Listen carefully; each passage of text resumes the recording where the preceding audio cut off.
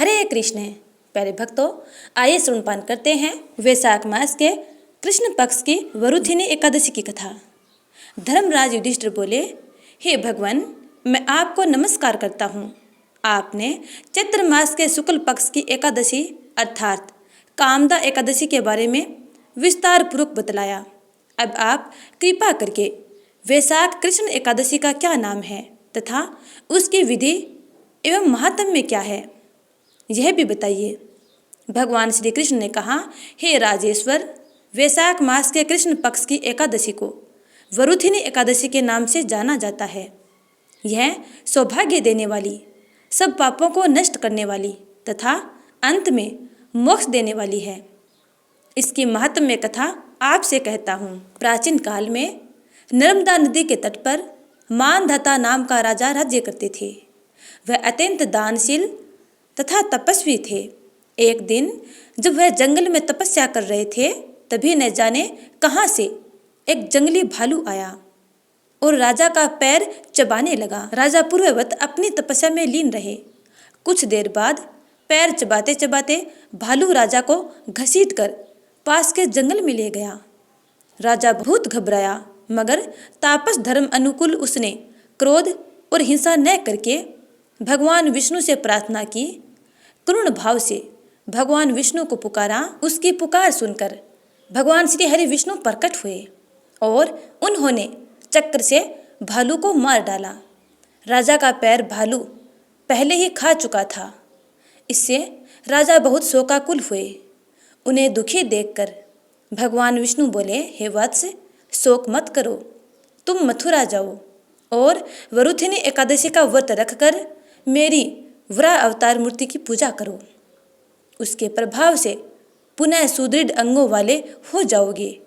इस भालू ने तुम्हें जो काटा है, यह तुम्हारे पूर्व जन्म का अपराध था। भगवान की आज्ञा मानकर राजा मानधाता ने मथुरा जाकर श्रद्धापूर्वक वरुथिनी एकादशी का व्रत किया। इसके प्रभाव से राजा शीघ्र ही पुनः सुंदर और संपूर्ण अंगों वाला हो गया और इसी एकादशी के प्रभाव से स्वर्ग के संपूर्ण सुखों को भोगकर राजा मानधाता स्वर्ग को गए। जो भी व्यक्ति भय से पीड़ित है, उसे वरुथिनी एकादशी का व्रत रखकर विष्णु भगवान का स्मरण करना चाहिए। इस व्रत को करने से समस्त पापों का नाश होकर अंत में मोक्ष की प्राप्ति होती है। तो प्रेम से बोलिए, भगवान श्री हरि विष्णु की जय। अब सुनते हैं गणपति बप्पा की कथा। एक बुढ़िया माई थी जिसके एक बेटा और बहू थे। बुढ़िया माई गणपति बप्पा की आराधना किया करती थी। एक दिन उसकी भक्ति से प्रसन्न होकर गणपति बप्पा प्रकट हुए और बोले, बुढ़िया माई, मैं तेरी भक्ति से अत्यंत प्रसन्न हूँ, तू जो चाहे सो मांग सकती है। तब बुढ़िया माई ने कहा, हे गणपति बप्पा, मैं क्या और कैसे मांगूँ, मुझे तो मांगना नहीं आता। तब गणपति बप्पा ने कहा, आप अपने बेटे और बहू से जाकर पूछ लो, उसके बाद मांग लेना। तब बुढ़िया माई अपने बेटे के पास गई और अपने बेटे से पूछा। तब बेटे ने कहा, माँ, तू धन मांग ले।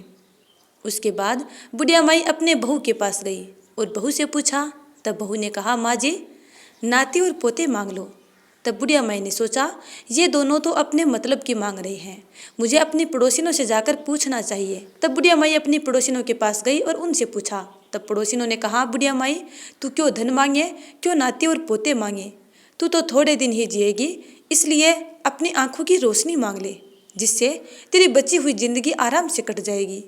तब बुढ़िया माई ने सोचा, मुझे अपने मतलब की भी मांगनी चाहिए और अपने बेटे और बहू के मतलब की भी मांगनी चाहिए। दूसरे दिन बुढ़िया माई गणपति बप्पा के पास गई और बोली, हे गणपति बप्पा, यदि आप मेरी भक्ति से प्रसन्न हैं तो आप मुझे 84 करोड़ का महल दे, सोने के खंभे दे, सोने के कटोरे में दूध पीते हुए नाती और पोते दे, अमर सुहाग दे, कंचन जैसी काया दे, संपूर्ण परिवार में सुख दे और अंत में मोक्ष दे।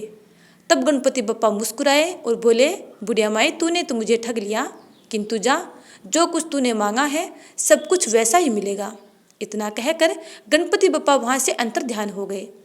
जैसे ही बुढ़िया माई ने अपनी आंखें खोली तो बुढ़िया माई ने देखा, बुढ़िया माई ने जो कुछ मांगा था सब कुछ वैसा ही मिला। हे गणपति बप्पा, जिस प्रकार आपने बुढ़िया माई की मन इच्छा पूर्ण की, वैसे ही अपने सब प्यारे भक्तों की मंगल कामनाएं पूर्ण करना। जय श्री गणेश।